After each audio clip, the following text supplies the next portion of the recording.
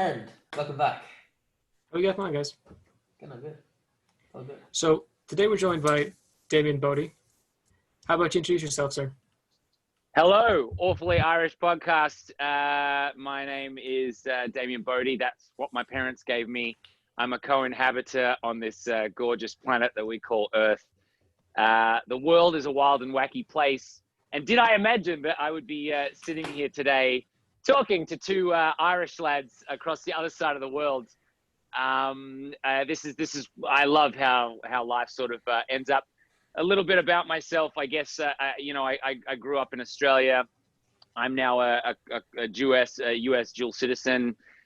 So I'm half American now, half Australian, and yeah, I grew up acting. I absolutely love it. I in fact call myself an actaholic, but we can get into that a little bit later. And done an array of shows and all this sort of stuff. I'm now very happily married. And finding myself back in Oz with my beautiful wife, and I'm expecting a baby any day now. Oh so, my God. Shit.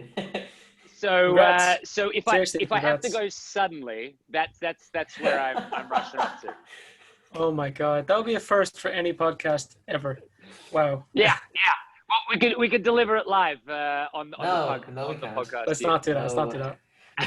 We'll pass on that one. I don't think Sorry. that's not what the fans want. That's the after show. yeah. No. That's the after show. You gotta pay for that one.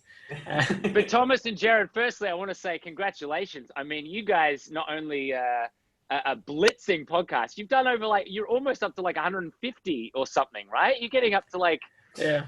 Yeah. We did this a yeah. while. I mean, that is an effort in itself. It takes all of the time, organization, finding reaching out to people, chatting with people. This is as well as I just realized that you guys are studying full time and you've just been doing essays all day, and then you're like, yeah, great, time to relax. Got to talk to that Australian guy. That's right, at 9:30 at night. That'll really make things easy for us. Yeah. Yeah. Today from 9 till 5 was doing an essay, and then we took a break at 6, and at 7 we did a live stream till about 8:45, and here we are now. Oh, so you've already done another live stream? Yeah. We just played Call of Duty, and we talked to a lot of friends who just We some of the people on from the show, or some people who watch the show. Yeah. But anyway, well, I'm sure Call of Duty is probably a little bit more interesting than me. But anyway, Well, if you're tuning in or watching, hold up for a second, anything can happen. You'd be wrong there, sir. you'd be wrong here, man. You've done a lot of things. You've been acting since 1996, and that's a long time. Fun fact, me And- and Jared Yes. weren't born. Yeah, we weren't born. yeah, right. I know it's it is kind of funny that when I have nephews and they have no idea that sort of even what acting is. That's the kind of funny thing when you grow up and don't really know. You might know shows and you might know characters and all that sort of stuff, but it's what I will say briefly. And if there's any actors watching, or you guys too, I mean, you're in the entertainment industry as well. That it's that thing of it really is an addiction, and when you hit on it either at school or in drama class and you fall in love with it, and then it's sort of what the weird thing was I was remarkably shy. So I kind of, it was the last thing my parents would have ever wanted me to get into. There's a whole lot of rejection. You have to go to auditions. You have to do this, a lot of competition.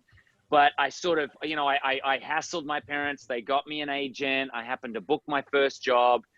And then before I knew it, I knew what I wanted to do for the rest of my life. And that was sort of uncanny. Very lucky because I throughout my life at school, a lot of other people sort of were still learning. And I was sort of very lucky to fall into it very early. But what I will say to any other young budding actors out there is, it's certainly very dangerous that if you label I remember sort of saying that I'm my happiest when I'm acting. When I'm on set, that's the happiest that I ever am, and I wish I could always be on set. Yeah. But the danger with that is then if you put that label on yourself that you're only happy when you're on set, then technically you're not happy when you're not on set. Yeah.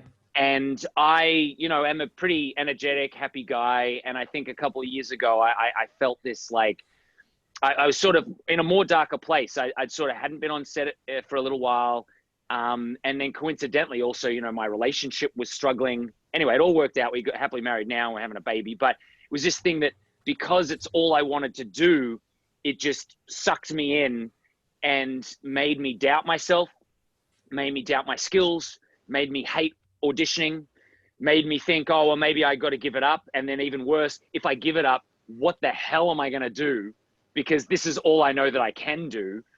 And so what I will say for any other actors out there is that just know that, like anything else, it is like an addiction. I mean, anything that you can't be without, you know, and sort of, it's like, it can be anything. It's, you know, for many years, I mean, I've quit coffee, but only because I just knew that I had to have it. If I didn't have it, then I didn't feel like I could function, you know. And it's the same thing with a lot of other things. And acting is one of those that you don't have to, you know, it's okay to know that it is an addiction. It's something you love doing, but it doesn't make you who you are. It doesn't make you any more of a better person. It's just, as an actor, I'm just here. I just love entertaining, just like you guys do. You just want to interview people around the world, chat to people, and entertain your fan base, get subscribers, and hopefully, you know, change someone's day by them watching you and going, oh man, that's like inspiring. And I love what they said. And oh, I want to be like them. So that's all I want to be in life really now. Jeez, I pity the man that says they want to be like me. I pity the man. I pity the man. But no, I had a great topic for that. You guys are sweet, man. And I think this is the thing is like, you know, everyone around the globe loves the Irish, because the Irish are always like any like, I have such a good friend, you know, Paddy Harvey. He was born in Belfast. He was actually Connor on Neighbours. And he basically is one of the sweetest, most funniest people that I have ever met. And anytime I've ever, you know, got to sit down and chat with anyone from Ireland, like, it's just, you guys are so down to earth. You're so incredibly sweet. So already it's like you're starting off from that and you're like, well, you're already inspiring the world. Can I say that? Jeez, am I? Jesus, what's going on here? I'm supposed to be doing that. Whoa. I'm supposed to be blowing smoke up your ass. No. No. But that's the thing is, like, actors don't need it. We don't need that. It's like we're no special than anybody else. Here was the thing is, I was just lucky at my age to sort of fall into something that I love doing, and getting to do it was just, you know, game changing. Yeah. And, you know, some people are very fortunate like that. They can just kind of fall into something and it works. So what was your first acting job? My first ever acting job was actually, strangely enough, they were opening a big, you know, it's called a convention center over here. Yeah. And it was opening up for the first time, and they had these TV heads on little mannequin bodies, and they were going through the history of Victoria. And I was one of these faces. Now, if you imagine, it's kind of funny that when you're actually a kid, you actually don't know what acting is, really. You just like it. You just learn the lines. And I remember when I was doing that job, it was actually written by an American, coincidentally. And because I'd grown up watching American movies and I was playing like a historic Victorian boy, I kept slipping into American just because of the way it was written, and also that I just watched American movies. So I was acting in American for some reason, even though they had to keep trying to direct me into, no, you're Australian. Like, why are you talking like that? I'm like, I don't know. What is acting?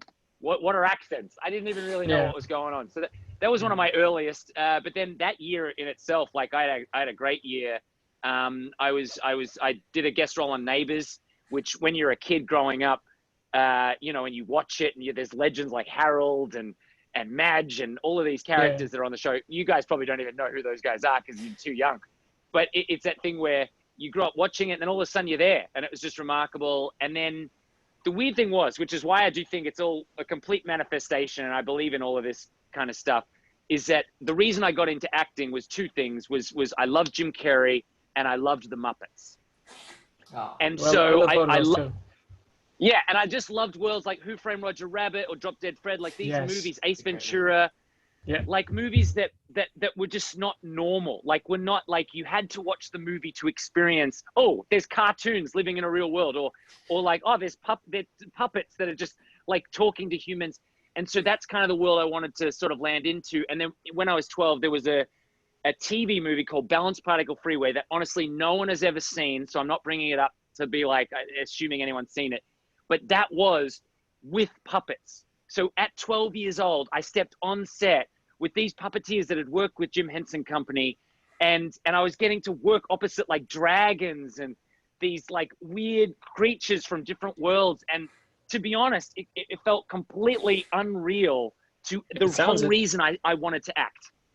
Sounds like any 12-year-old's dream. My God. Yeah. Yeah, it really is. And that's Sounds... why, like, guys, I mean, you guys already living the dream. You started a podcast. It is you know, like, it's like, it's finding its subscriber base. You're being listened to, and who knows where it's going on from here. So the point is just follow the happiness, follow the dream. And the best stuff comes easy. That's what's so strange. The best stuff really comes easy.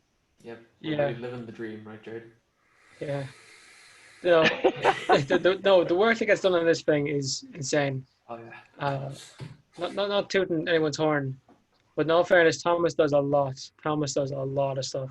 I bet he does. You see, between the two of you, and this is the thing, is like, especially with any combo, and I know this too, guys, because listen, in my past, I've teamed up with certain people, and I love working with them in this, but there's always a hard thing of one might do too much, you know, and all this sort of stuff, but it's hard to actually find a gel. And if you guys have recorded over 100 and something shows, that just shows that you've pushed through and done it.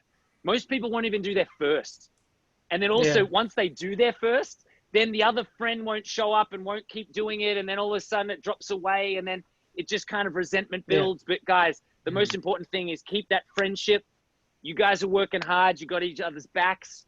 And well, I hope you do anyway, right? Yeah. We're supposed to be friends now. Hold up there for a second, buddy. Because this is more I kind of know of Jared, like, you know. I know. No, I wouldn't know him. I just know of him. You know, he's a friend of a friend. Yeah. God. Good Lord. But you guys, I mean, not only like that you choose to, I mean, you're doing all the same classes together, right? And then all of a sudden you're like, well, yeah. And then in our off time, let's interview people together. Like that's, it really is hard to find that sort of like duo and combo and to get someone that you can trust. So please hold on to that. And I've had that with, you know, friends over times, and then other times, especially as a creator, like that's what you guys are. It's that hard thing to, well, for me, I'm a perfectionist for one, and it was always hard for me to release anything.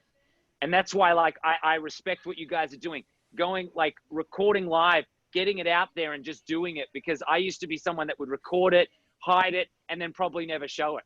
Yeah. You know, because I was just like, oh, I said too much here. I was too much like myself. And I think the thing is now, I think I'm just starting to enjoy being myself more than ever. And I'm 35. It took me 35 years to enjoy who I am more than ever. Yeah. And, you know, with that comes a lot of confidence. You know, you're a very confident guy. Yeah. When you said you were high shy, energy, not gonna lie. shy, I can't imagine you being shy. I don't believe that at all. High For a second. It's unbelievable. But yeah, one thing I feel like a lot of people miss out on is like genuine belief in themselves and confidence. And you know, in acting, you get to explore it a bit more, like your confidence, because you got to present yourself in front of a lot of people. You know, you work on it. If you're not confident after doing as many jobs as you have, I'd be very confused. You know, you're speaking in front of these huge audiences. It's crazy. No, but well, Thomas and Jared, like really, it's the thing where, like, honestly, confidence is just practice.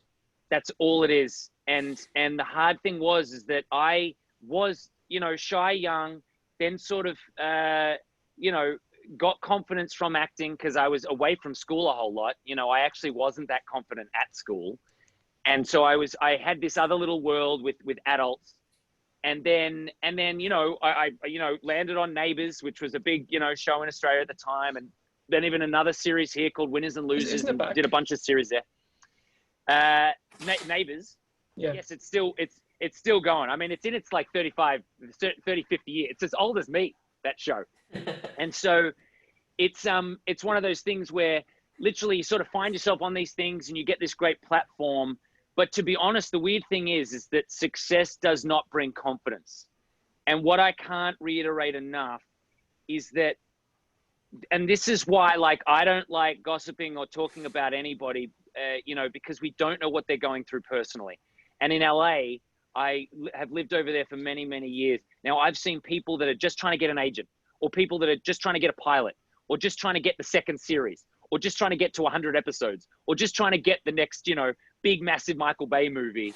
And what I noticed with all of them is that no one was really happy at any point, because it was always this like, oh, be happy when. And it's terrible. Like, life should not be about like waiting for when. It's like, well, just be happy now.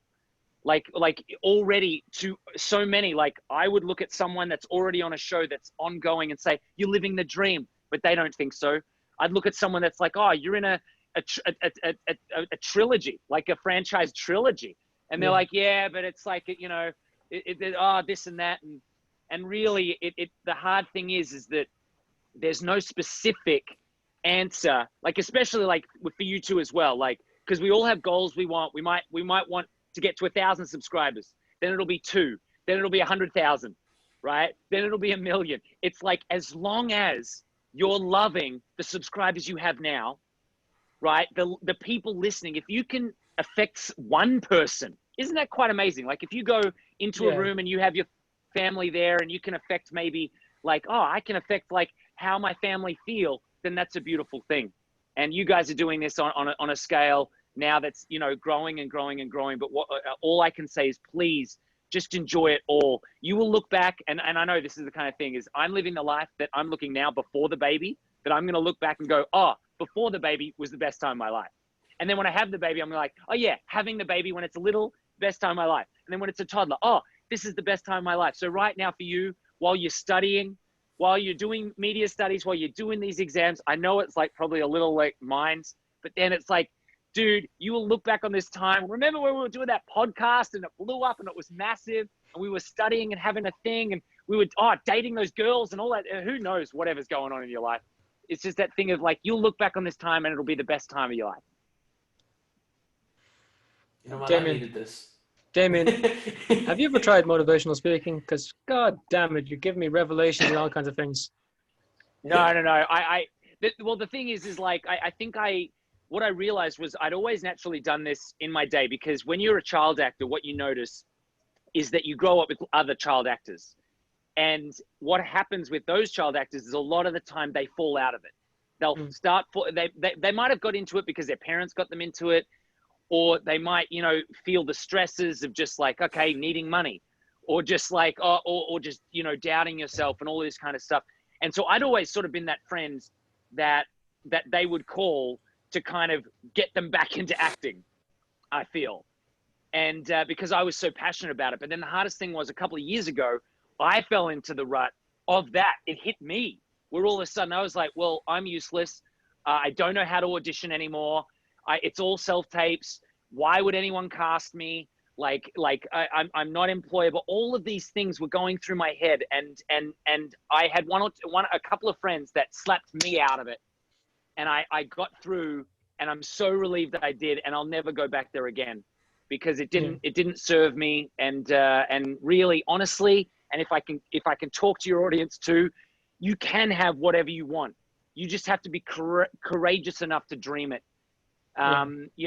Things that I've dreamt of, I've achieved, and things that I am dreaming of will come, and I know they will. And that's for you too as well. Like, whatever you want to achieve, however big you want this podcast to go, however big you want a talk show, or whatever it is you want to achieve, you guys can do it.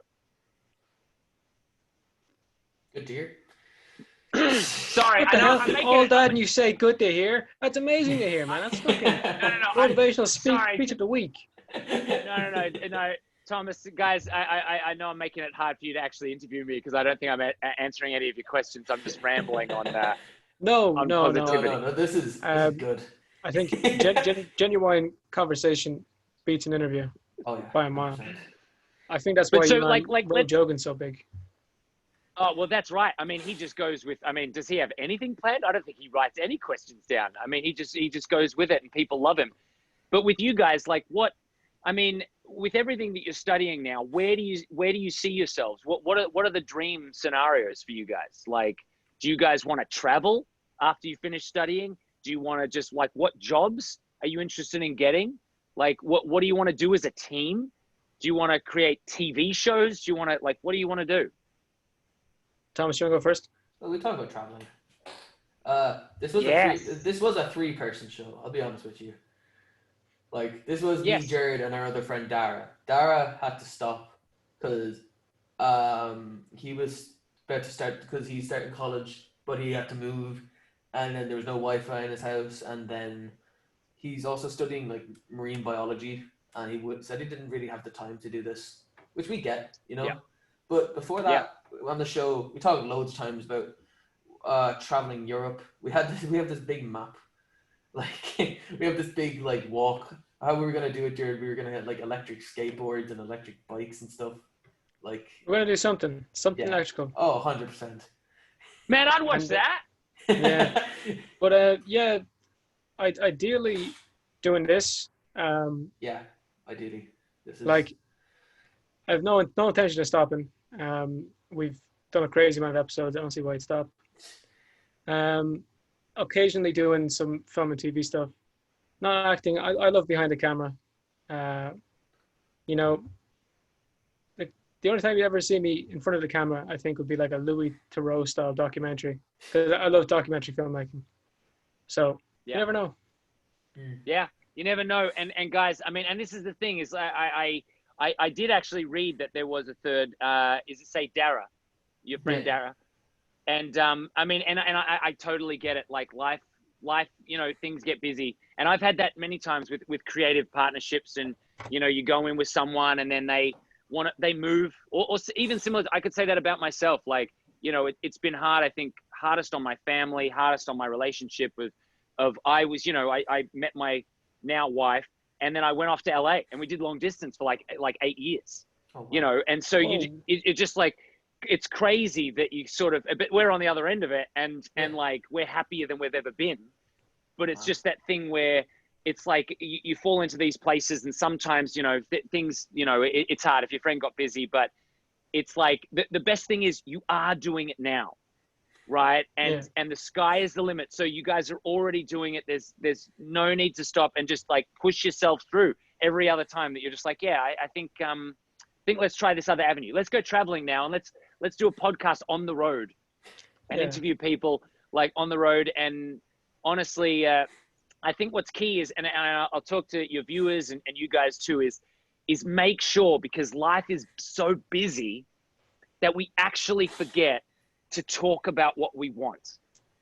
And too often, and we, you know, like it's this thing of with politics, so many people just talk about that, and that just takes over, or what's going on, you know, in the sort of like general, or we talk about what's going on TV, but we never, with our friends, rarely talk about what we want in the future, like what we dream of. And even if it's talking to yourself, you don't have to tell people this, because of course, revealing your actual dreams is so revealing and makes you vulnerable, and it can be very dangerous. But honestly, now, like 12 years ago, I happened to keep like a vision board, which is just a board of sticking up different things that I want to do and achieve. And then I just didn't do it for many, many years. And then I sort of slowly spiraled into sort of a dark place. And now that I'm out of that again, I do my vision board again. And that just every night before bed, I look at it, and I dream of like, you got to put those places, you know, like across Europe, like what countries do you see yourself in? Do you see yourself flying first class? Who do you want to interview? I mean, it's going to be better people than me, right? So you want to like picture those people, put those faces there. Hold on, Damien. Is there better? I'm not looking around. Is there better?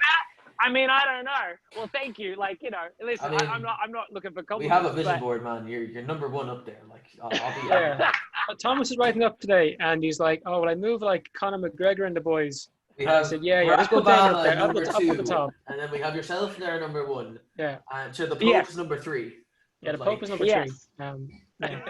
But yeah, you were saying, actually, I want to ask you 2 things. So you're asking us what we want to do, but you know, you got a kid in the way. You know, you're happily married, you're an actor, and you got all sorts of things you could do. What do you want to do? Well, man, I mean, really, it's the key of, I think what I realized, and a lot of actors out there may relate to this, but it's like, why do people act? Really, it's a strange thing. And when I was, younger, you sort of, and then it comes to this thing of like, oh, well, you want fame and fortune, really? And to be honest, I've seen that side, and it doesn't bring you happiness, Unless really. you are like a C-list actor, even B-list, you're probably not going to be making like a lot of money. Like we've spoken to actors who really are scraping by. Yeah, that's right. And the thing is like you might earn a big chunk of money on a show, but then that's got to last you the in between, So it's kind of like you might get a great payday, and then it's got to sort of last you over the long term. And honestly, for me, like I've earned a good chunk of money in my day, but I tell you what, I was living like I was worried about running out of it, and this was not a good way to live. And that honestly, right now, that I have the least money that I've ever had since I was like 12, that it's this thing of like I'm not sort of like, saying it for that reason. Like I was lucky enough I to have a property and all that sort of stuff. But it's the thing where I'm my happiest now. Even though we think that money will buy the happiness, it actually won't. It is a part of it, and it will get you some things. But unless like mentally you're there. So for me, what I realized was that really I just want to bring joy to people.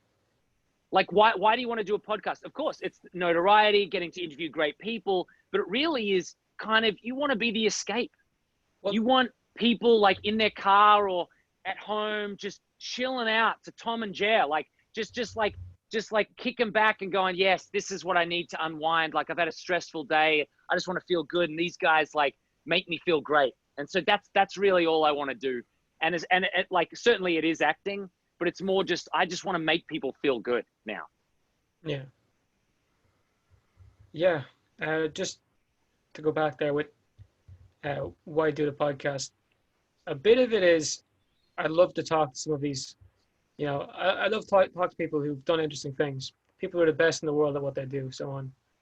And, if I said, hey, Damien, big fan, do you want to call later? You'd probably say, what the fuck is going on here?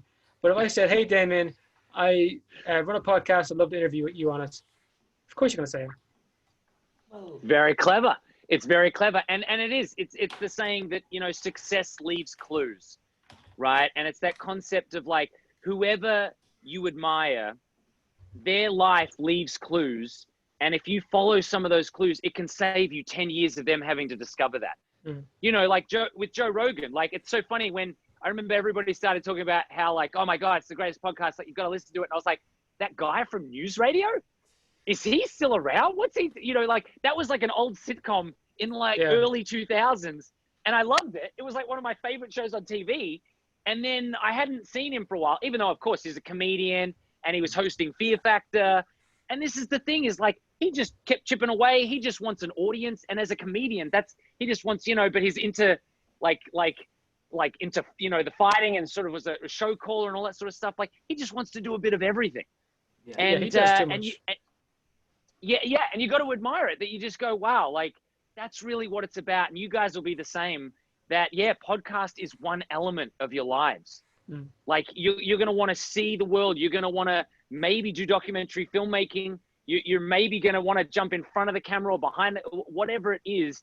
It just be open and just know that the people that you admire, like you can probably, I don't know, use them as like a mentor and sort of say, well, yeah, what they've done, great. I love it. And of course, great way to get people on the phone and actually have a chat is just to say, I'm doing a podcast. Do you want to be interviewed? And it's like, sure, easy. It's that easy. No tricks every time. No. But gets every time. Don't even post this stuff. No. Oh, you could probably do that. That'd be really weird. Imagine just record saying, I have a podcast. Would you like to get on? And you say, yeah, but like it never goes up. That'd be awful. Yeah. That'd be kind of weird. I mean, we've had podcasts that have never seen the light of day, but. Oh yeah, but that's for different reasons. But and also you, like, what you want to do next? But you kind of went straight back to us. Oh, did I? Sorry. Okay. Yes. Well, what do I want to do next now? So here's the thing, guys. And I wasn't really going to talk about this, but now I am. But it was just this thing, right? That I was in LA for a very long time, and then I was like, okay, well, I sort of want, what do I want? What do I want? And I was working with this great friend of mine who was really successful on TV. And we were sort of like talking and we were like, well, she's sort of done the highest bar of television, the biggest you can get on Netflix and sort of all of the networks. Yeah. And we were like, well, what's next? And she was like, well, probably like something more like that. And it was like, well, what if we're setting the bar too low? Right. And so that's the danger in life, that honestly, sometimes we set the bar too low. Now, so for my friend, we were like, well, what do we want for you? We want franchise, but we want movie franchise. Right. And so here's the thing, as actors, often it's easier to believe in other actors than yourself. So I knew that I was like, yeah, you can easily do like massive movie franchises. And then all of a sudden out of nowhere, she booked this big, massive movie franchise and she's now filming it. But it's this thing where you just go, oh my gosh, like we just looked at what we wanted to achieve. We said, well, why not dream big? And then we did. And then the weird thing was, like, I hadn't done a movie since I was 19, right? Because I'd always had the stigma in my mind, like, as you can guess from my energy, that I'm just like I'm like not film like material. That I was just too, I'm TV, right? Because I'd done a lot of TV and I was like, oh, I'm not really film. And then once my friend had landed it, I was like, you know what? That's inspired me. Like, and I want to do film as well. Like, I would love to be in a film. And then out of nowhere, just like last week, I booked a film, and I'm filming next week. So it's this weird Congrats. thing. Thank you. Now, I have not done a film since I was 19. I'm now 35. But the point is that what changed? Nothing changed. I shifted my perspective of what I actually wanted, and I allowed myself to dream big. The old me would have said, well, that's not really possible. Like, you know, I don't know, maybe my skin's not great for 4K, or, oh, I don't think, you know, IMAX cameras would want to put, you know, my face up there. You know, it's just like all of these things you get in your own way. So coincidentally, that was something that I wanted to achieve, wanted to be a part of, and now I'm going to be. Now, I won't list what project it is yet until I'm on set, because most it's like those things of like, you don't really want to talk about it until you filmed it, it's in the can and it's out. Because then otherwise, you know, it's just kind of, don't want to speak too early and you don't want to jinx it. But either way, it's the point that like, it's just like, where do I want to go? I'm now shooting for the moon. Like, you know, I've come back from the States. I love America. You know, I love, you know, television. I just want to inspire people. I want to do all the fun stuff. I'd love to be a superhero, like, you know, everything. It's like, I just want to get in front of the ideal role. I guess the dream role would probably be something out of this world, in the concept that there was no limits to how real you would have to play it, you know, and whether or not that would be like a Drop Dead Fred, you know, Rick Mayall in Drop Dead Fred, where basically he's an imaginary friend and can do whatever he wants, you know, or even it's like a Who Framed Roger Rabbit style, you know, where any animated or cartoon, like, you can do whatever you want. You're not limited to, oh, listen, I don't think you could get, you know, I don't know, you can't get that angry, or you can't be that ridiculous, or you can't enter from the ceiling, or you can't, you know, backflip into frame, or I just really want to be creative. So really, I don't know. And that's the best thing with acting too, is that we all think we know what we want, but we really don't. Like, actors just all want very broad, like, yes, we all want to be in the big, massive movies, and that's all fine. But we just want to inspire lots of people, and just, you know, and you never know where that might be. And it might come from, oh, wow, a little show over here, or it might come, oh, this, this movie popped out of nowhere. And all of a sudden it's kind of, it's funny, like the movies that really are the most passionate to actors usually don't make them any money, you know? So, but the ones that make them the most money might get them the most notice, but it's probably the least fulfilling for them, you know? So it's kind of like, as long as you're just finding that balance. And I personally, I don't know. I just want to work in that world. I'd love to work with the Muppets. You know, I'd love to work with Jim Carrey. You know, I'd love to, you know, work in the superhero world. Like, it's yeah. Do you have any superhero in mind, like a Marvel or DC superhero or villain you'd like to play? Well, Well, here's the thing that I've sort of noticed, and as a child, of course, you grow up and you're just like, yeah, like I want to be Batman, and so you grow up with that, but then what happens is you realize when they've been played by so many people, it is so hard to please anybody. Yeah.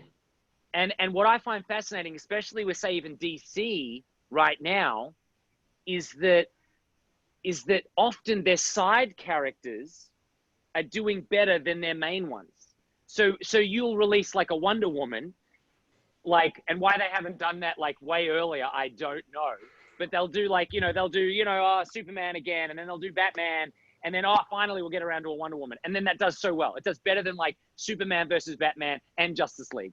And then you release Aquaman, and then that does better than Justice League. And you think, oh, well, why would this is Superman versus Batman? Their names are in the title. Why wouldn't that do as well? But I think it's just like the same as that, like Iron Man, Thor, Captain America. It was these superheroes that we actually hadn't really seen on the big screen yet.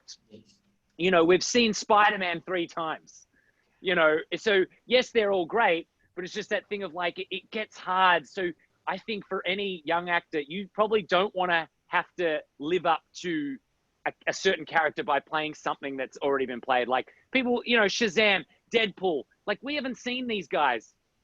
And I mean, like, Hugh Jackman, sticking with the Wolverine for many, many years. And isn't it hilarious? I mean, it's remarkable that I think his best Wolverine was Logan, the last one. Oh, that was good. That was really good. It was so good. But and also you go, wow, how did that happen? Like he stuck with it that long through all ups and downs. You do 3 like X-Men movies, then you go and do the prequel like origin stories, and then you come back for the sort of like prequel X-Men's.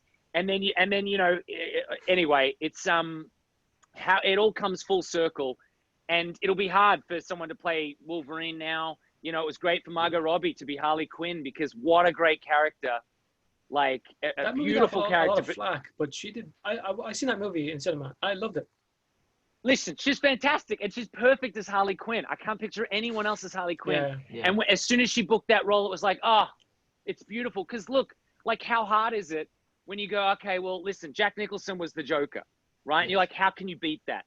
And then Heath Ledger was the Joker. And like, trust me, he wasn't around to see people love him doing the Joker. He just got the reviews of like, why would you cast Heath Ledger? It was Jack Nicholson. Like, that's the worst casting in the world, right? But the same thing happened with Michael Keaton with Batman. They all thought that was terrible casting. And then he wasn't around to sort of see, he won an Oscar for The Dark Knight.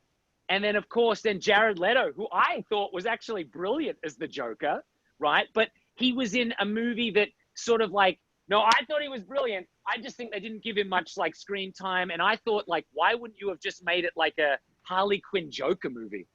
Like, you know what I mean? Like, why not just like go a bit, they had a lot of characters that they had to sort out. Sure Suicide he's Squad. going to be reprising his role as the Joker in an upcoming DC film. Is he? Yes. Yeah. I think it might Well, be you the see Flash movie. I'm not sure though. I could be wrong in saying. Interesting. Well, also because then it's course you go, okay, well, Jared Leto, who I really like, because once again it was a different interpretation. It doesn't have to be like Heath's or Jack Nicholson's. And then of course, then you go Joaquin Phoenix. Now he comes in and wins an Oscar. So all of a sudden the Joker, a DC villain, has won 2 Oscars, right? Heath Ledger and now Joaquin. And you go, wow, like it's kind of remarkable. But then, I mean, Jared's coming back again to do I mean, good on him, but it's like, it's a tough market to like play around in. Yeah. Yeah. Especially when you have like 2 people who played it so perfectly. Yes. Like, I don't know what you thought about Joker, but I thought that was just such an amazing, amazing movie. Oh, it's fantastic. But also here's the thing that I was going to say just briefly that really, like, listen, it's a remarkable movie. But really for me now, what I'm trying to do is watch a lot of things that inspire me. And at the same time, I am taking note that when movies are drastically depressing. Because to be honest, when we watch a lot of, like, there's so many post-apocalyptic shows on air right now, right? And we all love them. They're so much fun to watch, but they always, like, you always leave feeling like, yeah, that's where we're headed. life is not great, you know. And so with the Joker, you know, sort of with the ending, you're like, yeah, the world is a mad place. It's all chaotic. There seems to be no hope.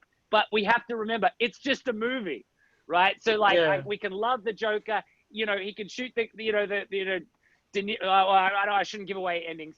But it's just that thing of like, it's an amazing movie. Enjoy it for what it is. Enjoy the performances, but just know that it's just a movie. Don't let it like bring you down, because even some of these big things that we watch and they're like amazing, they are super depressing. Like I'm not sure if you guys have watched Handmaid's Tale. I have seen a couple of No, episodes. I haven't my watched mom the whole watches thing. it. Like my mum watches it, No. and I'll be there sometimes. Yeah, But and yeah, the thing is, depressing. like, it's beautifully shot. It's like incredibly acted.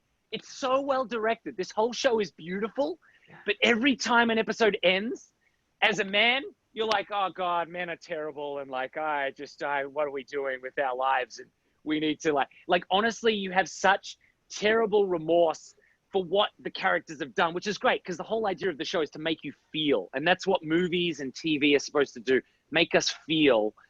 But to be honest, as long as we can watch something, enjoy it, and then let it go. And that's what like watching the politics should be. Like, watch it. They said this. Okay, let it go. I've got my life now. I've got my family. I've got things Yeah. I want to get done. I don't want to, watch it, bring it, grab it, talk about it, and then just kind of like fester in this sort of like, because there's so many good shows that are depressing, and there's so much news that is depressing. And just what I'm trying to say is, don't let it suck you in and make you depressed, really. Yeah, Message. I think that probably is an actual thing. When people surround themselves in negativity, they could fall into a dark place. And you know, it's easier to fall into it than to get out of it. It is. Oh, it's so hard to get out of it, because once you're in it, you can't see a light at the end of the tunnel. And also, it is, you know, I like to treat life like a YouTube algorithm. If it's like law of attraction, right? It's like, if you are, you know, what you eat, you are what you say, and you are what you hear, and you are what you see, right? And it's this idea of like, if you look at your YouTube algorithm, or even Facebook for that, those algorithms are so smart, but that's life, right? If you only watch cute little puppy videos, or like, you know, or like people tripping over on YouTube, YouTube will just give you more of it. Right? It will just keep pumping that toward, because that's what or it's not judging you. It's just saying, this is what you want. The same thing with like dark things, or awful videos, or terrible, like, you know, like definitely, like I've gone down that route of like conspiracy theories too, right? Where it's just that idea of like, and then the algorithm picks it up and just says, oh, if that's what you want, here's more of it. And life does exactly the same thing. So honestly, when I was like, oh man, like I'm running out of money, all of a sudden it's like, then I was running out of money. If that's what you want, that's what you get. And then it's like, you know, like I'm not great at auditions. It's like, oh, okay, that's what you'll get. And then it's like, oh, life is depressing. Okay, sure. That's what we'll just give you. And Facebook knows how to market to you, and life knows how to market to you as well. So it's so key that if you do see something that you don't like, you just say, okay, listen, I appreciate it for what it is. I appreciate your opinion, but you know what? I'm going to use that to like look over here and be happy. So be careful of what algorithm you're getting fed from YouTube, Facebook, and life. Have you watched The Social Dilemma on Netflix? Yeah, when you started No, talking I about Facebook, I was going to ask. You should watch it. It is scary. You'd like it. You'd How like smart it. the algorithm is. It's not run by people. It's run by a machine, and the machine is teaching itself. It's like, and it forms these bubbles and extreme groups accidentally. I mean, that doesn't surprise me at all. I haven't seen it. I definitely need to watch it. I've heard about it, but it really is. And listen, we can't fault it. And like the news, and like why I won't blame anybody, right? Because blame doesn't actually work, is that you can't blame Facebook, because all they want to do is sell ad space to make money, to build a bigger company, right? They're not any one entity. They're not like a dark person sitting behind, or YouTube, same thing, or the news. The news just wants to sell ad space. And who do they sell ad space to? You can only sell it if they watch. And how do you get them to watch? by scaring them. Because Yeah, if honestly, yeah. have you seen Nightcrawler? Yes, I have. That's like Yes, the that's plot a of great that movie. That is, and I mean, that is such an incredible movie, and it shows exactly how it works. That whole idea of these chases, these cameramen going out to chase, and what they'll do for the story, and it really is that, and it's just people, you know, want to work up in their careers, and especially you build an algorithm, you know, for Facebook or social media to create the avatar of who you are, on how they can market to you. And you know, technically they're not listening, but we know they are, because it's either showing up in our emails, or they've you know, like the adverts of like, man, I mentioned the word donut, and now all of a sudden all I'm getting advertised is like donuts, like constantly. Constantly being recommended podcast gear, constantly. Yes, Like new microphones and stuff everywhere. Yeah, because they hear you talking about it, they see you write it, and listen, it's not any one person. It's just so that they can hook up seller to demand, you know, and that's, you know, and sometimes, of course, it works in our favor when all of a sudden out of nowhere, we're like, oh my, that is exactly what I want. Like, how did it know? I didn't know that invention existed. Actually, I hate it. Do you know who Conor McGregor is? Yeah, of course I do, yeah. I got an ad for his whiskey today, and I was like, I actually wouldn't mind getting that sometime. I was like, no, it's a machine. Have you had a drink? No, I haven't had it. It's nice. It's nice. It's I think it's people who haven't had it say it's terrible. No, I've had it. Because I don't like the guy. Like if Trump made a whiskey today, it could be the best one on earth, and you'd say, tastes terrible. But then the weird thing is, you know, there'd still be people buying it. Like, really, it's like these funny things. Religious about it. It depends. Yeah, that's like, right. The Rock selling his what's The Rock selling at the moment? He's selling, is it gin? Is it? He's doing an alcohol, is he? The Rock. Yeah, he has his own alcohol company. What's it called again? I don't know that. And he sells. It's not. I think tequila. You're thinking of Ryan Reynolds, eh? Oh, tequila. Right. I know Ryan Reynolds does his whiskey. Yes. Yeah. Yeah. Well, but he's I say gin, people love and it just because it's him. Yeah, like I'm obsessed. I love tequila in general. That's actually all I drink. Like not that's all I drink. I drink water too in life, and like, you know, but it's just that thing of like, if I'm drinking alcohol, tequila and Casamigos, which is the George Clooney tequila. It's such an easy sipping one, because like, in the defense of tequila, what usually happens is everyone starts on beer or other spirits. And then at the end of the night, at 1 or 2 in the morning, they're like, shots of tequila. And it's usually very cheap stuff. And so they down that, and then everything wants to come up, and they blame that last drink. But honestly, if you get a good tequila and with like maybe soda water and lime or something, and drink it all night, man, you are the life of the party. I feel like I'm selling my own tequila now. Maybe you should. Maybe I should. We have this kind of problem in Ireland as well. And it ruins local businesses. You know, people in Ireland like to drink. That's a fact. Not as bad as we make it out to be, but it is a thing.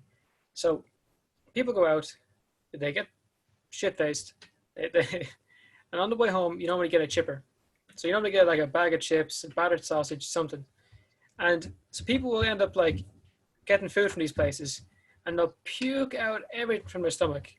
And then they'll say the next morning, it's a dodgy chipper. Oh, stop. And then people go on like, oh yeah, that one, I got sick from that one. I got food poisoning from that one. So then like they go towards another one. Like my town at the moment is being dominated by one of them, because the rest all get food poisoning apparently. Oh no! Classic. But you notice the ones that are getting the shit are the ones right beside the pubs.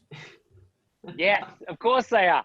They're the quickest and easy. They're open at that late, and then all of a sudden their demographic disappears, and they're like, "Why aren't people shopping here anymore?" Because they're getting blamed, and it's usually something internal. And oh man, I can only imagine. But how did we get on that topic? What were we talking about? We were talking about tequila. I have no idea. What were we talking about? My questions for you today were, I can't get to them now, but you know.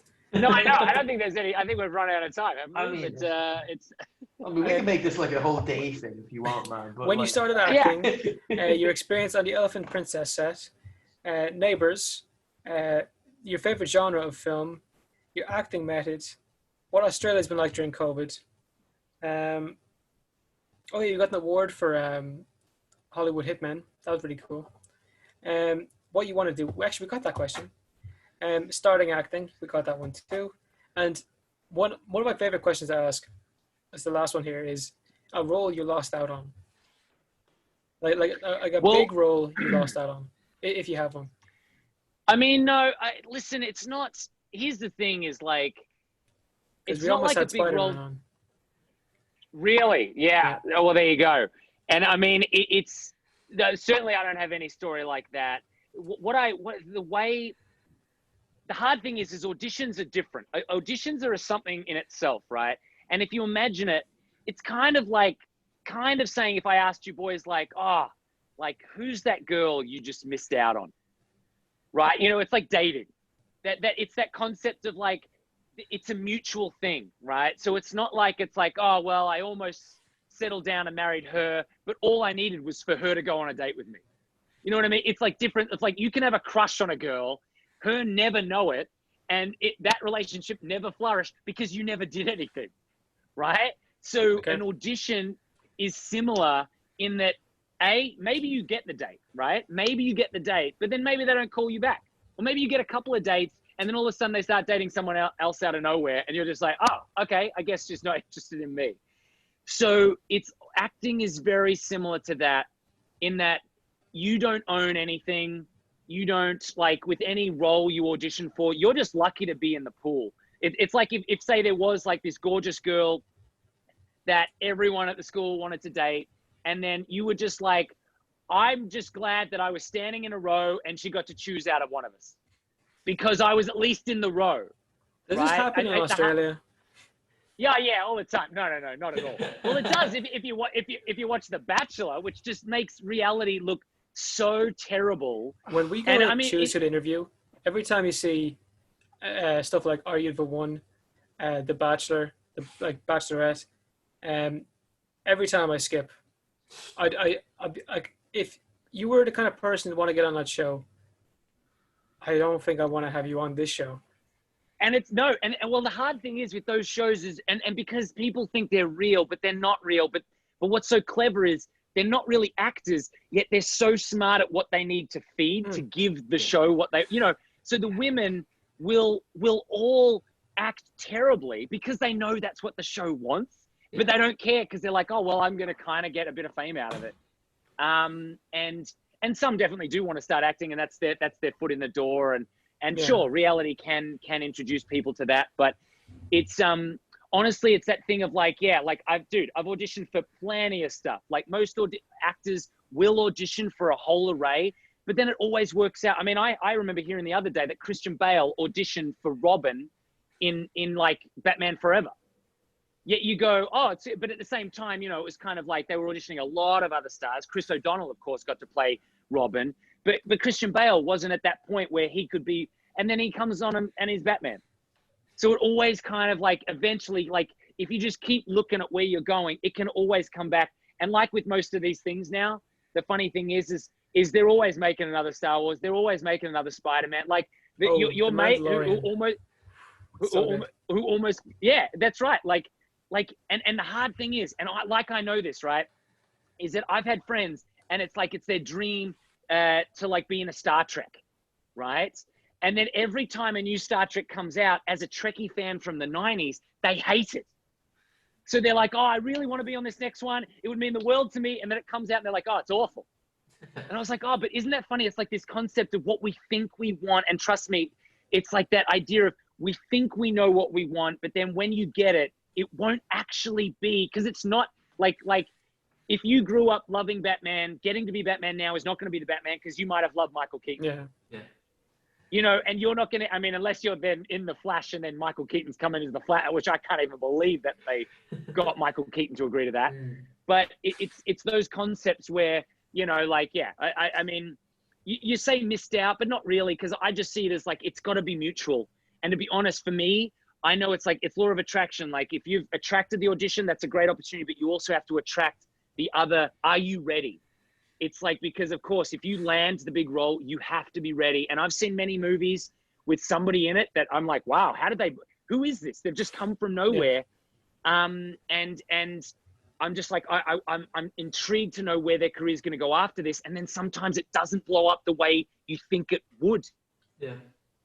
So sometimes being like that answer of, oh, that specific role or that specific movie or this thing, this will change it all. You don't know. Yeah. You have no idea. Like, these things can come out of nowhere. Trust me, when they filmed Twilight, did they think that they were all going to be as famous as they were? No.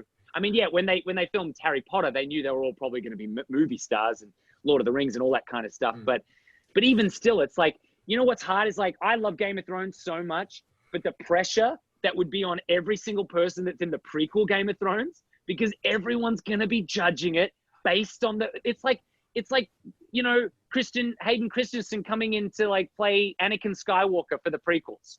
Like, that poor guy will be so judged on those prequels that he's walked away from acting. And even Jake Lloyd, the other Anakin, doesn't act any, and you go, I'm just devastated. I hope they're not acting because they don't want to, as opposed to just fans or haters that just, you know, grow up with an old Star Wars and then want something new. And then even like, here's the thing, I watched the latest Star Wars. I'm like, yeah, they did them as good as they could do. Like, what do you want? Like, they're epic, they're action packed. Like, what? We don't want to know what's going to happen. We don't want to just be like, oh yes, they're the son or daughter of this person, and this battle and this will happen. And like, we want surprises, yet we're never happy when we get them. So I honestly, I'm fascinated with people and how people get so disappointed with things that they've wanted for forever. Yeah, well, I disagree with you slightly on that one. I grew up in the prequels. I thought they were cool. Yeah. Well, there you go. Yeah, listen, and don't get me wrong, but I don't like absolutely sequels. Love the prequels. Oh, but you don't like the sequels, yeah. And that's the thing. And here's the thing: the great thing of it's personal taste, right? So it's that thing of like, of course, it's there's things in my childhood that I grew up nostalgia that I'm going to absolutely swear by and love, and then people will watch it and be like, that's actually quite terrible. Like, it's actually not good. But you just go, yeah, but that's just opinions. We're all allowed it. But it's that's just but it's also man. Yeah, it's just your opinion. But the hard thing is I never want it to. The opinion shouldn't affect or brutalize the young actors in these shows, like in the new Star Wars. Like, they shouldn't all have to leave Twitter or Instagram, or shouldn't all, like, you know, all of it, like, where you just hear sort of like, what's his name? The guy that played Joffrey in Game of Thrones. I'm pretty sure he stopped acting because of, well, you know, it's Joffrey, you know, but like, it just tells you how good of an actor if you hate him so much that if you hate him, message him. And I would love to meet him, because it's that concept that's what that show was. Like, so many characters in that show you were supposed to hate, and you hated so much, and you couldn't wait for them to die. And then when they died, you were like, and what Game of Thrones is very clever of doing, as soon as they killed Joffrey, then they brought in, who was like that? Who was that other, Ramsay. like, Ramsay. Bolton, yeah. Ramsay Bolton. They bring him in, you're like, he's awful, and he's worse. And when will he die? And then when he dies, you're like, who else? And then all of a sudden they turn characters that you used to hate, and then all of a sudden, like Kingslayer, like, you know, in the first couple of episodes you hate him, and then towards the end you sort of love him, and then it's this weird, you know. Anyway, like, I love when shows do that, but I just certainly know that the actors in them, we have no idea what people are going through in their life, and I just hope people give them slack, because trust me, you know, with Robert Pattinson playing the next Batman, he's got all eyes on him. Yeah. You know, and anyone coming into any Marvel universe thing. I mean, and look at Marvel in the concept of, like, how did they get bigger and better? They just did Infinity Wars and Endgame, and now they've got like how do you get bigger and better than those? Like, it is so, like, Kevin Feige has done amazing things with that studio, but the hard thing's going to be, there's going to be a point where they're going to start not being as good because they've already done 20 that are great. Yeah. But all of a sudden people will start to jump off and get angry and be like, what are they doing? They're not staying true to this is not what we used, you know, or they have to get more and more expensive each time. And then all it takes is a box office bomb, and then Disney's out of money, and then all of a sudden they can't make anymore. So it's, you know, we just want people creating great stuff. We want cinema to survive. And, you know, post-COVID, I know everyone's going to rush out to the movies. People are watching so much TV right now. Like I had our to spend my industry. anniversary at home. It was terrible. Oh, sorry. Hang on, I just lost you for a sec. Oh, he's gone. He's gone. It's Hang gone. on. And is he back? Return of the Mac. Here we go. Sorry, guys, I lost you. Oh My headphones died. Return of the day. And he's back. But sorry, you had to keep have your anniversary at home. Did you say? Yeah, that was a rough one. Yeah. Yeah. Definitely. How long have you guys been together? 3 years. Beautiful. How long? And how did you guys meet? At school? Wife? Yeah, school. Look at us trying to interview each other. But we've been together for like 8.5 years, maybe coming on 9 soon. Thank you. But like I said, I mean, it was probably not 8. I said that earlier, 8 years long distance. It's probably more 6 years long distance. But here's the funny thing, and talking about manifestation, is just like, you got to be careful what you wish for. Because when we first met, I kept saying, listen, you know, like, I'm going overseas. Like, I don't want long distance. Like, I don't want long distance. It's not going to work. I don't want long distance. And what happened? Long distance. I kept saying it, right? And I got what I asked for. And often, and actually when I was in my darkest point, and this comes back because my parents were divorced and had been married a couple of times. And so my whole, when I was dating people, I was always like, I don't want to, settling down is hard because I don't want to get divorced. I don't want to get divorced. And I kept that's terrifying. saying, the idea of getting divorced is absolutely terrifying. But the worst thing is, it stops you from even considering like settling down because you're worried about this other thing. So for me, I kept saying divorce, and until it, like, in my once I shook myself out of this dark place, and then all of a sudden I started saying, no, well, I want a long and happy marriage. I want a long and happy marriage. And then all of a sudden our relationship bloomed. Now, it wasn't because from like her side, it was because of me internally. All of a sudden I was more open. I could be more honest, and then all of a sudden I was like, yo, I want to marry this girl. I'm going to have a long and happy marriage with this. You know, I want to be the father of her children. Like, all of these things changed because of how I phrase things. Now we think that we're just like, oh, if I say I don't want to get divorced, that'll help me from getting divorced. That's really not. You got to say what you want. And if you want the success and you want the happiness or you want the long lasting something, talk about that. Don't talk about the opposite of it. Motivational speaker. No. No, I'm serious. I mean, you guys genuinely, have you ever done it before? No, I haven't. And it's this thing where, so like Jared, you're like 3 years in, right? 3 years into your relationship. And that's kind of like, especially one of those challenging times, because 3 years in is usually like an evaluation period. Mm. And she's probably watching, so we can't go too much into it, but it's just that concept of, it's like that thing of, really the key is for you, all you want is a long and happy relationship. And all you have to do is really focus and say that. And whether it's with her, that's not your concern. Like, we hope it is, because you're already happily with her and all that sort of stuff. But it's just that thing of, often we're like, oh, is this the one? Is it? Just look at the end goal. Like, what's the end goal that you want? And so it's not about all of these like small little chapters of where it fits in. You just want a long and happy relationship, someone that understands you, and a great time. And we hope it's this girl. If it is, fantastic. If it's not, then you know, it'll all work out. Well, you're hoping. But so yeah. Thomas, you haven't said enough. I want to know more about you, Thomas, because you seem like you're in charge of this. You produce, right? So you're in charge of a lot of this. So Thomas, I want to know, like you're obviously doing media studies, and you're like, what's your family dynamic? How many brothers and sisters have you got? I have a sister, like one. They're in transition year, which in Ireland is like it's a year before your junior exams, between your junior exams and your senior exams. So she's in that right now. She's like right. A gap year, but you're still in school, kind of thing. Yes, and you're still doing exams, so you're still you know, studying and working. And I mean, it's hard. Listen, I definitely feel for you guys as well as you know, your family, that studying right now, when really school for me was the social aspect of going in and seeing everybody. And if you only get to go in for 2 hours a week on a Friday, or even just having to study by yourself and then do exams, like there's nothing fun about that. And then getting exams done and not being able to go out and celebrate.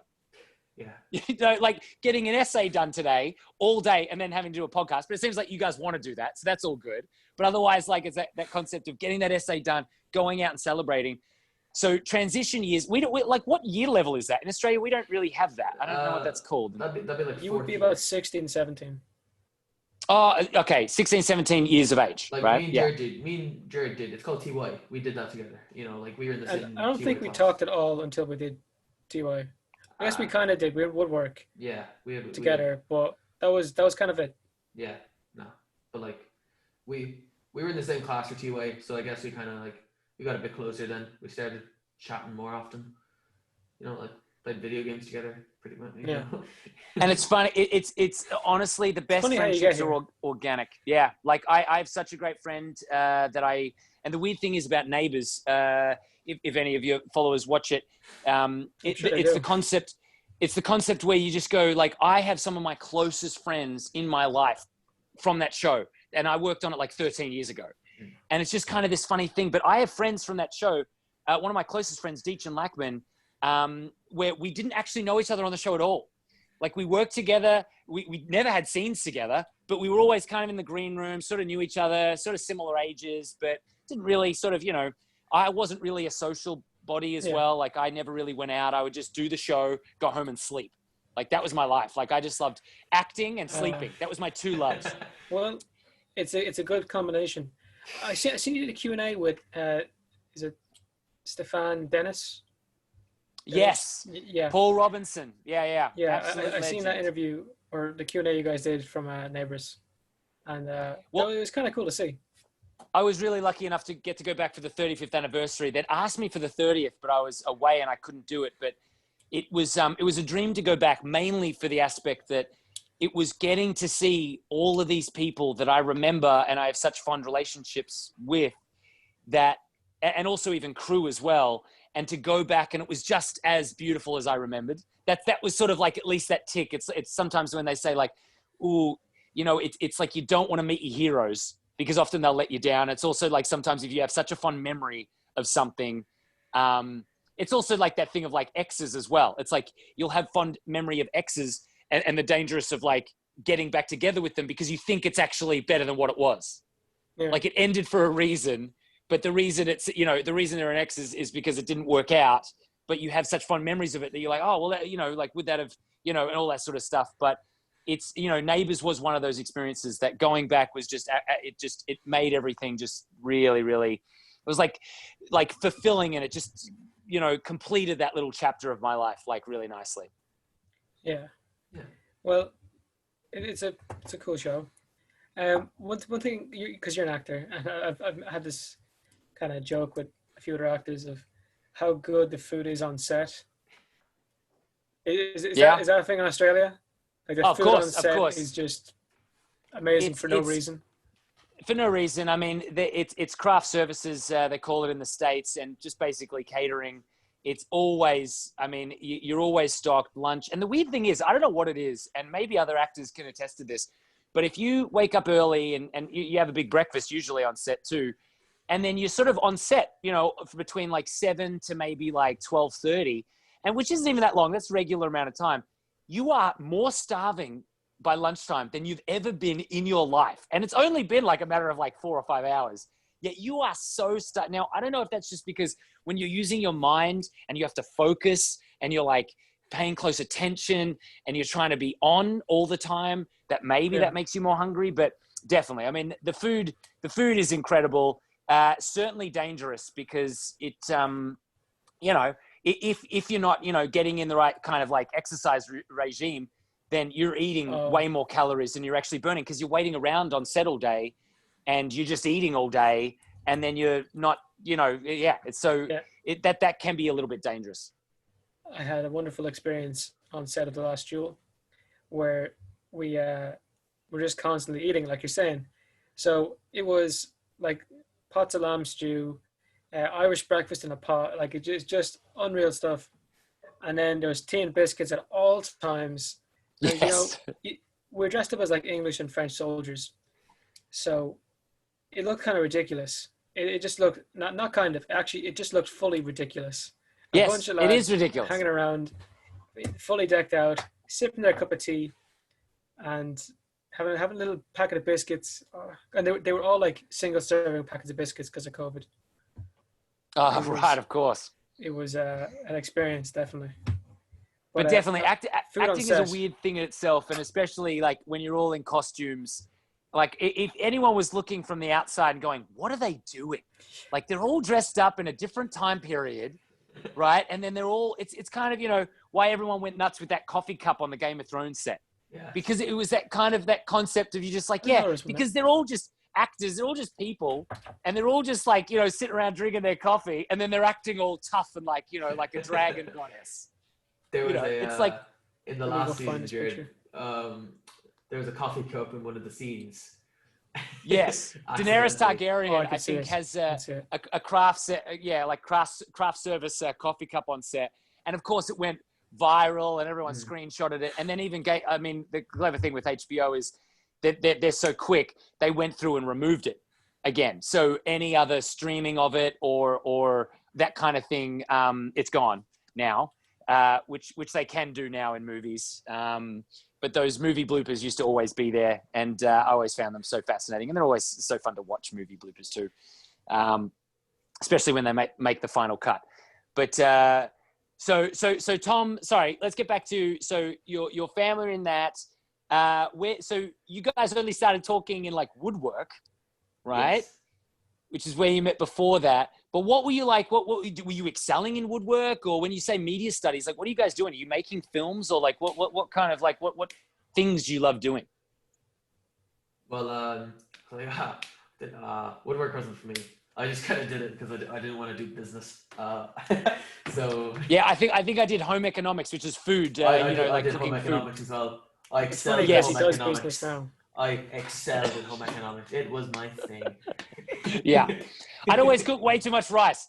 They're like, "Oh, you only need like half a cup," and I'm like, "No, 2 cups." You need And then like you're like, the rice. You'd be like, "Oh my gosh, there's more rice than I've ever eaten. This is too much rice. It expands so big. I can't even believe it." Yeah. No, but going into media, I don't know. We started doing the podcast during COVID, and at the time I didn't really know what I wanted to do, and I was gonna do an arts degree. I was gonna do like politics at the time, but then I thought A politics arts degree, or is that 2 separate degrees? no, you do politics through arts, so it's one of the subjects you pick. You know, I don't know if arts is different around the world, but arts in Ireland is you pick like you could pick philosophy, maths, and politics, and that would be an arts degree. But I was Wow. gonna do like politics and like history or something. Then I thought, this would be more fun. Just want to have fun. Yeah.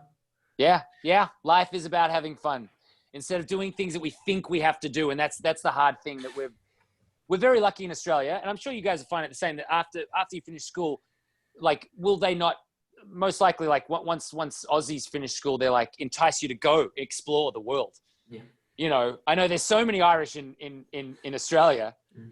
You know, it's like that thing of like post school. It's like, yeah, go traveling, go see the world, and so many We settle would've down here. Only for COVID. Of course. But that will ease up. But make sure that you don't miss that year, even if it's like pushed a little bit later. Wait till the flights come down again. Make sure you don't let this affect you.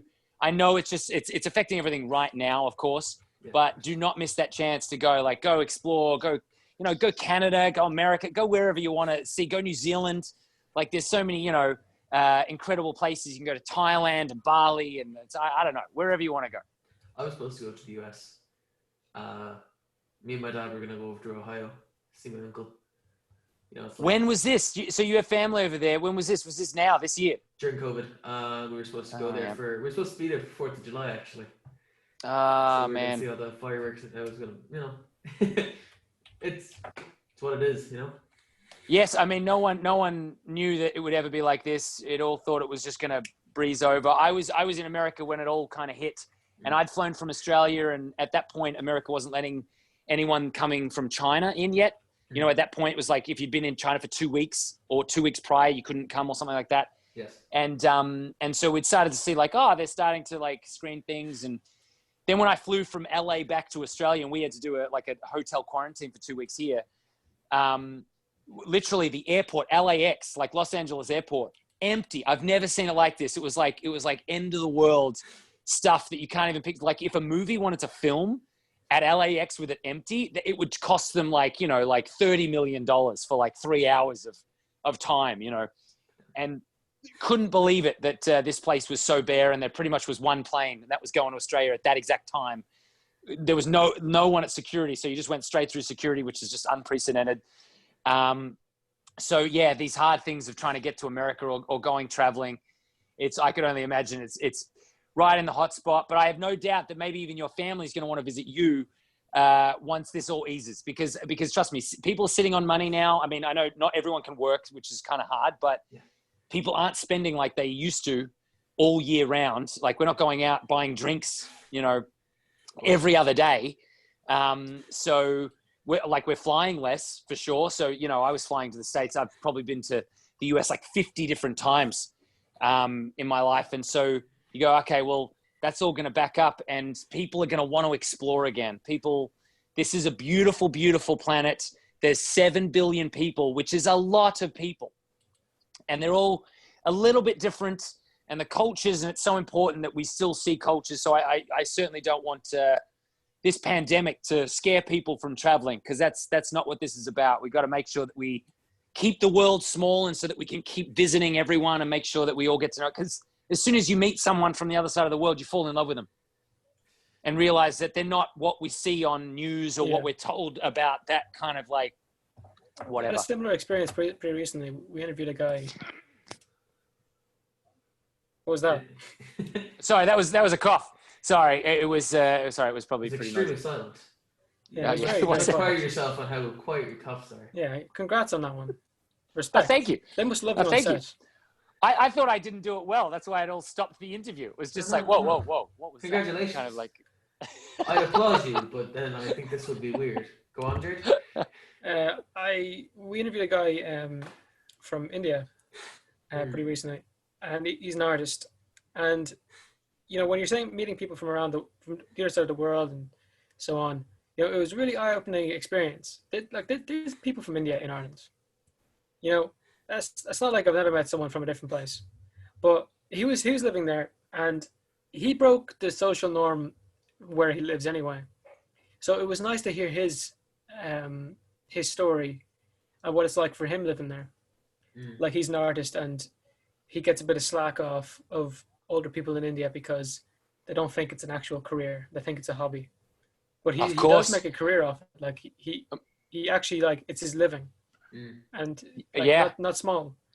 And people wouldn't believe it because they're like, it's especially, you know, especially families. And I can imagine when it's all about you, either originally it used to be doctor with the richest, and now IT is like, you know, especially in India, if you're in IT, that's where, so it's that pressure, and it is hard. It's different cultural backgrounds and all that sort of stuff. And I mean, it's amazing that he can thrive, and we are all creative beings anyway. I mean, isn't even IT like a form of creativity? Like the way people like design, like even like programs, apps, like video games. Like, I mean, oh my gosh, like humans are just video games are brilliant. Art. It depends on the game, but they are art. There's some absolutely amazing ones that make you cry. The ones that are like movies, I love. Like, what would be a good example? God of War. God of War, The Last of Us. Not number 2. What else? Beyond Two Souls, Detroit Become Human. You know, some really amazing games. Definitely art. And they make you feel, and that's you know, and you want to be. It's that they make more money than movies because you have to buy it. You know, movies now you can kind of wait till you stream them, and you basically either rip them off or that kind of thing. But games are like, oh, well, I got to get it. It's all now online sign in, so that they know who's playing what and do all of that kind of stuff. And the storyline and the plot and the money they spend on these things, but the money they make. And you can tell by developer. That's what I find so funny. Like, I was always confused with how many CODs came out. right? And I was like, how are they busting out how many Call of Duty? And they're like, well, it's actually a couple of different companies, and then they'll interchange with which one, and even my friends were like, oh, I only like the ones from this company. Yeah. And I'm like, oh, that's fascinating, and it really is like, it is an art form. What was and the last Call of Duty you played? Oh man, I haven't played games in a long, long time. I know, and maybe but, it's like, just showing my age. Was it one of the Modern Warfare games? World at War? Black No, Ops? He was the thing is, I never played one that was online. Like, I think I stopped gaming when online, because you know why? I think I loved back in, like, just in the range of like Halo. I'm not sure if you guys remember or know that game. Of course. No Halo. Yeah. I loved Halo. I loved multiplayer Halo, right? But the hardest thing was, as soon as you went online, it was just like kids were just too good. Like, I was like, oh, well, what like, I just get thrashed and like, but I could play with my friends. Like, my 4 friends were great, because it's like, oh, we'd all win at different times. Or I was great in vehicles. My other friends were like great hand to hand. Other ones were great with sniper rifles. Yeah. But like, as soon as you're just like, you're in the field with hundreds of others, and they're just like the champions at the game, you're like, oh, well, I may as well just walk out into a field and just let them slaughter me, Yeah, it's like being really good at boxing, but then you go into the UFC and you've only known boxing, and then they pull the whole shebang on you. Yeah, they get you in a grappling hook, and like I'll get you on the ground and pull at your leg, and then they're like, wow, what the hell's happening? Like, that hurts. Like, of course, like it's just remarkable, like how you cross over, and that's why UFC is just like so incredible in that way. And the Conor McGregor, well, talking about a manifested too, like he's talked about it too. He was introduced to The Secret very early on, and everything that you imagine that he's believed that he could achieve, he has done. Yeah. Right. And he's put everything on the map. And I think his current story is one of redemption, because he's done a lot of fucked up stuff. He's been very he has 2 belts. I think he's the fastest knockdown in UFC history, and the most knockdowns in a fight. He's a big deal, and he's Irish. But yes, yeah. He had a bad bit for a while. After the Khabib fight, I don't know if you follow UFC. Not like regularly enough to actually really know what's going on. Yeah. But he fought Mayweather, and he lost to Mayweather. And then he lost that, and then he lost another one against Khabib. So 2 of the best fighters in their game, he lost against them, which made him just a normal average Joe Schmo. And then I guess he has his new fight coming up soon, but the UFC aren't really talking to him. But it's kind of he was really small. He's very humble. He was homeless in like 2000, or not homeless. He had zero money in 2008, but by 2020 he's the biggest name in fighting. But some of that's for bad reasons. Like, he attacked some of his opponents outside the ring. I know he punched a guy in a bar because he wouldn't try proper 12 whiskey. No. You know how dumb that is, and how mad everyone in Ireland got because of that. But his carry on is terrible. So he realizes that he's trying to get better from that. So here, hoping one day we can all have him as a good family name again. Well, listen, and this is the thing, is like, it is hard when you grow up from nothing and then get everything. And then it's always hard to maintain that, because also, to be honest, I'm not sure if Ireland has this too. Australia definitely has it, is tall poppy syndrome. That if you get too, tall, they like to cut you down. Oh, fuck yeah. That's a huge thing in Ireland. We talk about that all the time. Right. So, and it's terrible. Like, it's shocking. And I get it. And it's also this thing of, it's like this fine line of playing. It's like, you have to be humble. You have to respect the country. You have to say that it was because of us, all of these things. And if you do some of it now, listen, the hard thing is, was it 100% proven that he punched him just because he didn't buy the proper 12, or was there more conversation there? There's a recording. Was there someone drunk trying to start a fight with Conor McGregor and was just like, your whiskey's like awful, or who knows? Like, here's the thing: is like, I unless I was there, or unless like I don't know, and so I can't judge him. Of course, never. I don't want to hit anybody in a bar ever. I don't think anybody should do that. I'm not condoning what he did. but it's the concept of like I can't imagine that a champion of what he does out of nowhere would punch someone because he didn't want to buy his whiskey or try his whiskey or something like that. It would have been more words, you know, but who knows? Anyway, it's still terrible that he did that. But it is this thing of like, to get in the ring with like Mayweather is like, to do that, to be the champion of something and get in the ring of something else, to risk defeat, right? Which of course, because he's not a boxer, you know, so to do that, like Mayweather wasn't getting into a UFC ring with him as well. So it's this hard thing of like I reckon I champion people that are willing to lose. Because here's the thing, when you're on top, it's easy just to say, yep, that's me done. I won't ever hop in the ring because if I do, I might lose. You know, what is the top? What is the top? What is the top? What is the top? That's right. You're absolutely right. There is no top. It's like, it's what I won't mind. He wants to stay relevant. He wants to challenge himself more than anything. You know, like, yes, he makes lots of money off these fights. And if he loses and then they're like, he's no one. And then he'll come back and win. And then he'll be someone, you know. It's kind of, you know, these things, we put them up on these, like Ronda Rousey's the same. Like she was a champion and then she lost. And then everyone was like, oh my gosh, like what's going on? Like she's down and out. And you're like, no. Then she went into wrestling and, you know, she's done like Expendables movies. And you're just like, yeah, like she'll just do what she wants to do and just keep, you know, she's champion in her own field. That's the thing with Khabib at the moment. He just retired, 29-time undefeated champion. No one's ever beaten this guy. He's never bled in a fight either. So wow, that's like he's the only one who's done that in the UFC. Like some people get like three fights and they're undefeated. He got 29. He retired, but he's like a very religious guy.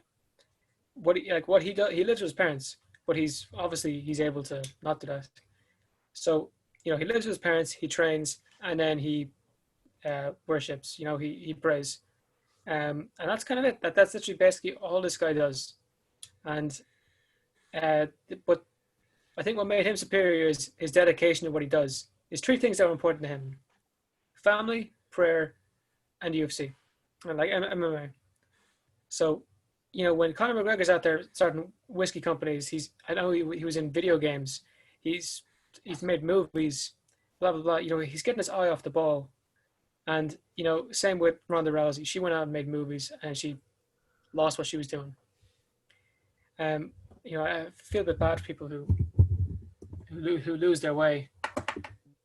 Well, it really depends as long as, and here's the key, it's like, as long as they're chasing what they want. Like, so for Conor McGregor, it's that aspect of like, maybe, you know, he just wanted out of where he was. He wanted to make a name for himself. He's done that. And so where else can he do that? And of course, if he loves, you know, like whiskey, and that's what he's doing. He's also got a clothing label. You know, he's like, you know, he's an entrepreneur now.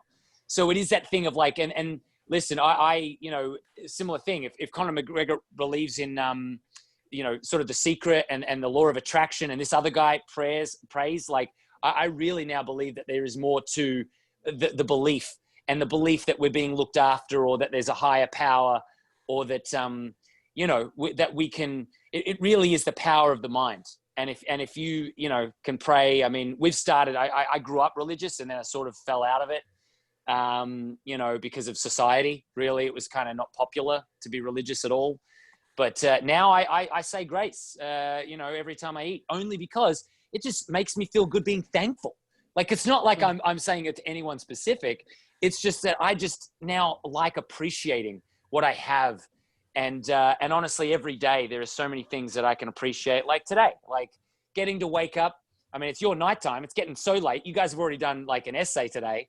I just woke up and then I'm just like, yeah, I get to chat with you two. And then all of a sudden, you know, we're riffing and talking about Conor McGregor out of nowhere. Yeah, then, man, you know, I love the way it goes. It was a very informal chat. I won't even call it an interview. We did a couple of interview things, but, you know, it was a good chat. You know, shout out to Maddie Tyres. You know, yes, Maddie Tyres, for those who don't know, I worked with her on Elephant Princess. You guys recently interviewed her. I checked out the interview. She was also on Lego Masters AU. An absolute champion, always very, very sweet. And that was a very, very fun show to be part of, Elephant Princess. Soon. What's it called, Thomas? Is it? The COVID show or something with the Zoom, It's not- or not the COVID show, someone else. She's It's doing done over something on Zoom. a It's like the world is Yeah, ending. She's plays the Australian Prime Minister. yeah, that's it. Oh, Doomsday or something? fantastic. Yeah. Or So she's playing, Oh, wow. Jacinta, the one Yep. in New Zealand or something. Mm. She's doing one because who's your president Amazing. at the moment? Or your prime minister? The Prime Minister of New Zealand? I'm actually not of sure. Australia, it's the guy from McDonald's, right? oh yeah, what's McDonald's?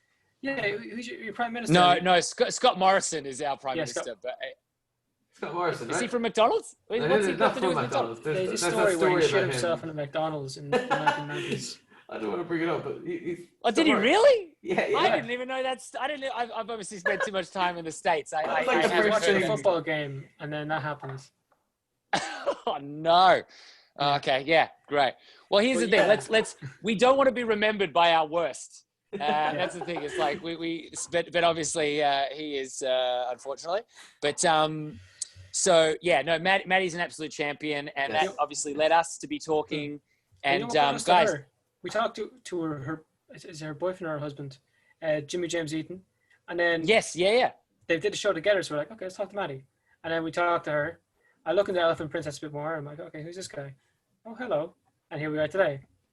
Yeah, evolution. And this is the way life should be. It's like, we're always meant to be changing. And sometimes, Yeah. especially with fame, that happens. Like, I've seen successful people, and there's always that constant idea of like, oh, you've changed.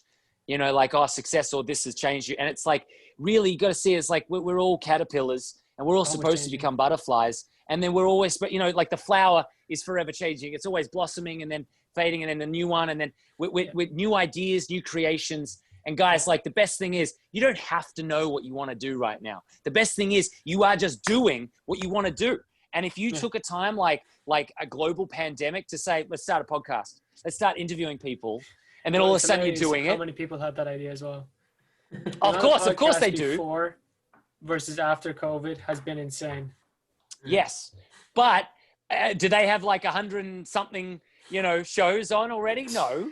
Like, and you guys are busting them out, learning every time while you're still studying, doing essays through the day. You guys are hustling. And then, it's like you never know what avenue it's going to lead to next. Like Maddie's interview led to my interview. Well, from Jimmy, it's just all that kind of concept that you don't know where it's going to go. And I've really appreciated chatting with you. Thank you for having me on board. No, thank you. I know that probably all of your listeners got no idea of who I am whatsoever. They're just like, wow, he just kind of like is a positive kind of guy. Yeah. But I don't know what shows was he on or what acting is he doing. But What's your but basically Instagram? That guy you can't put your finger on. yeah, oh yeah, that's right, because I did enough kids series growing up that honestly that was basically all I knew I was like, oh, I'm from shows you remember when you're younger, but you can't quite put your finger on. It's just that thing of like, oh, he's familiar. What is it? It'll come to me. And then eventually it does. And they're like, oh, and then I'm long gone by that point. So it's, yeah. But boys, I hope we get to talk again. I hope this keeps thriving. I mean, 100 and something. I look forward to speaking to you like on your 500th, podcast. You've got many, I'm sure, on their way. And best of luck getting to Conor McGregor. I'm sure you will get him eventually. That's the thing. We'll get to everyone eventually. Yeah. Yeah. There's a lot of people We're in the both world. 19 we're, now. We're 100 out of 7 billion, so we've got a long way to go. Yeah, and we're both 19 now, so we'll get there eventually. Yeah, and that's the thing. Just keep creating, keep growing, and that's all I learned. I hit some dark points. If you're ever in some stress or some worry, just reach out. We know each other now, so yeah, just guys, keep thriving. You'll get through this. This pandemic's going to disappear. You're going to come traveling. You're going to visit Australia. You're going to travel or going to go around Europe and do your podcast over there. I can't wait to see the big things that Awfully Irish podcast goes next level. Well, here hoping, man. But to finish off, if anyone wants to check you out, where can they find you? Well, I always found this funny that I always thought that almost like movie credits now should almost be like, like at the actor's name. Like I feel like that's how people live now. And the worst thing that people can do is have different names across different platforms, which is hard if they've been stolen from somewhere. It's just like, oh, this one's with an underscore, this one's with some numbers, and this one, but I'm lucky. I'm just at Damien Bodie. But to be honest, guys, like, who cares? Like, life is more than just follows. So don't come and just follow me. Like, the thing is like, what's the algorithm in your life? Like, on your Instagram, personally, when you're watching it, do what you see inspire you. And I know this for most girls, right? Because I know all girls look at, maybe guys too, but all girls look at is girls in bikinis looking flawless, right? No one is perfect. And even those girls are probably incredibly insecure, and they are doing it for the likes. And it's hard now. And if they don't get the likes, they're going to be incredibly depressed. Like, social media is a dangerous place to play around in, but make sure what you're seeing is inspiring you. And you don't have to follow me. I don't care about any of that. The point is just like, go but on. But if you think he's a nice guy, check him out. Oh, well, yeah, check me out. But you don't have to follow me to check me out. That's the funny thing, is like this follow thing. It's like, I'll tell you the follow. It means that you're alerted every time that I'm on. But guys, like your Instagram, your Facebook, you should curate it.